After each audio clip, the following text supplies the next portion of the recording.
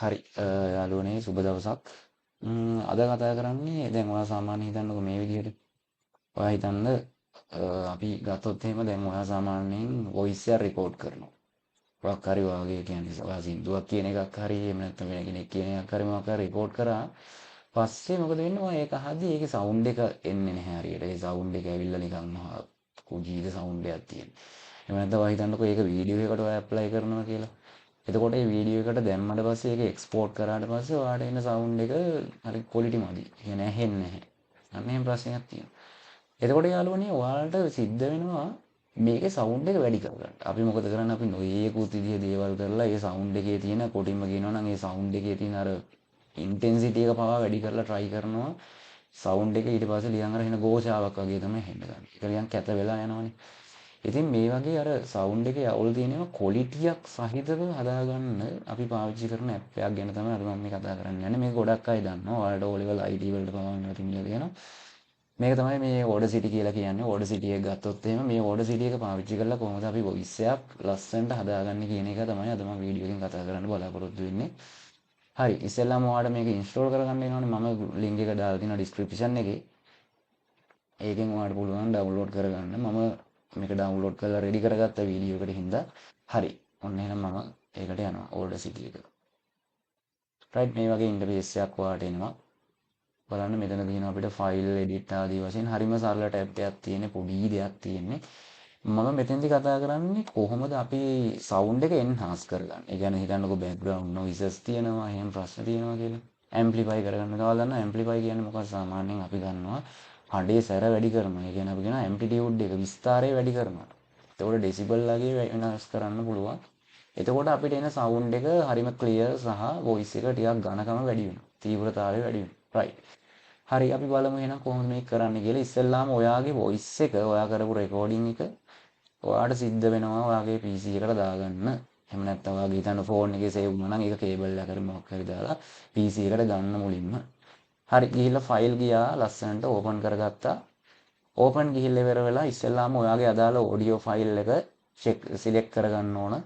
right මම කලින් record කරගත්ත එකක් මම ඒක සිලෙක්ට් කරගන්නම්.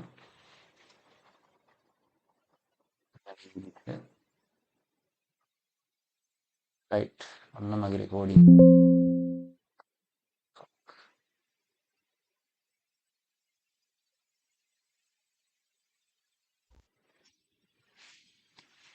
right යාළුවනේ ඔන්න ඔය විදිහට තමයි තියෙන්නේ. බලමු අපි ඕපන් කරගන්න. කලින් එකේ පොඩි අවුලක් ආවා ඕපන් වුන්නේ නැහැ. බලමු මේකේ පොඩ්ඩක් අලුතෙන් ඕපන් ගියා.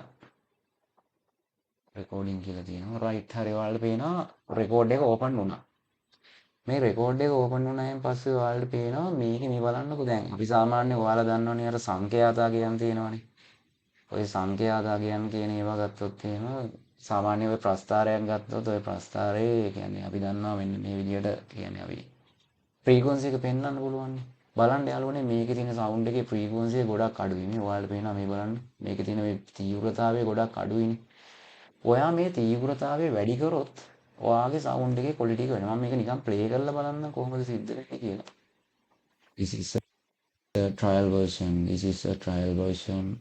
This is the trial version. Sound එකේ output එක playback level එකෙන් ගොඩක් using Audacity, how using Audacity, how you can use Audacity. හරි.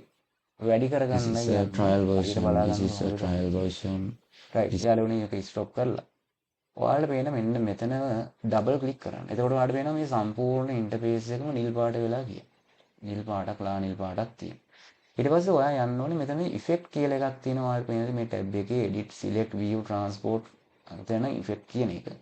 ගිහිල්ලා මෙතන යන්න volume and compression කියන එකට. එතෙන්ට ගිහිල්ලා amplify කියන එක ක්ලික් කරන්න. හරි. ඔයාලට පේනවා යාළුවනේ මෙතන සාමාන්‍යයෙන් ඔයාලට එද්දීන්නේ මේ allow clipping කියන එකේ ටික් එක වැටලා නැහැ. ඔයා මේක ටික් එක අනිවාර්යෙන් දාන්න. මොකද හේතුව එතකොට තමයි මේකේ අපිට පරාසය වැඩි කරගන්න පුළුවන්. නැත්නම් මේක අඩු පරාසයක් තමයි. right. ඔන්න යාළුවනේ මම මේකේ ඩෙසිබල් වගේ වැඩි කරනවා. තීව්‍රතාවය වැඩි කරනවා. කරලා මේක ප්‍රීවියු කරනවා. This is a trial version. This is a trial version. This is the trial version. බලන්න අර ඔයාගේ සවුන්ඩ් එක ප්‍රමාණය වැඩි වෙලා ඔයාලට හයන. තව ඔන්න මේක වැඩි කරනවා. මේක අඩු කරාම වෙන්නේ සවුන්ඩ් එක අඩු වෙනවා කියන්නේ තියනවට වඩා අඩු වෙන එකනේ. සාමාන්‍ය 25 වගේ දාලා බලමු මේ ගන්න වගේ. ඔයාලා ඕන මෙතන ටයිප් කරගන්න පුළුවන්. This is a trial version. This is a trial version. This is the trial version. ඔන්න ඔය විදිහට යාළුවනේ අපිට එන සවුන්ඩ් එක වැඩි වෙලා මම මේක ඇප්ලයි කරනවා. මේ බලන්න. ඔයාලට පේනවා අපේ මේ සවුන්ඩ් එක කියන්නේ අපේ විබ්බර වොයිස් එකේ තිබ්බ මහර පොඩි නිකන් රහස් කියනා වගේ ඇහිච්ච සද්දේ මේකෙන් වැඩි වුණා. මේ පේනවනේ ඔයාලට. තව ඕනනම් ඔයාලට වැඩි කරගන්න පුළුවන්. රයිට් යාළුවනේ ওই විදිහට තමයි තියෙන්නේ. ඊට පස්සේ ඔයාලට ඕන නම් මෙතන ඉෆෙක්ට් ගිහිල්ලා මේ බෑග්ග්‍රවුන්ඩ් නොයිස් නම් මේ තියෙනවා නොයිස් රිමූවල්, නොයිස් රිඩක්ෂන්. ඔන්න ඔය වගේ දේවලුත් තියෙනවා. ඒ ටූල් try කරලා බලන්න. කොහොම විදිහට තමයි වැඩේ සාමාන්‍යයෙන් වෙන්නේ. මේකෙන් අපිට පුළුවන් සවුන්ඩ් එක එන්හාන්ස් කරගන්න. ඊට පස්සේ ඔයාලට දැන් සාමාන්‍ය හිතන්නකෝ නිකන් අර බෑග්ග්‍රවුන්ඩ් නොයිසස් නම් ආවොත් එහෙම. අන්න එහෙම ආවොත් එහෙම ඔයාලට මේක අයින් කරගන්න හරි අමාරුයි. ඒ කියන්නේ මේක අර වෙනම ක්ලිපින් කරන්න ඕනේ. ඒක නිසා මම සජෙස්ට් කරනවා ඔයාලට මම කලින් වීඩියෝ එක දාලා තියෙනවා. මම ඒක ඔයාලට දාන්න ඩිස්ක්‍රිප්ෂන් එකේ link එක.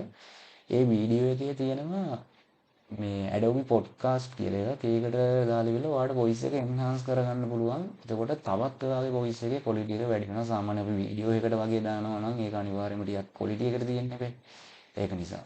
ඊට පස්සේ යාළුවනේ සරලවම තියෙන්නේ ඔයාලට හරිම දෙයක්, ලේසි දෙයක්.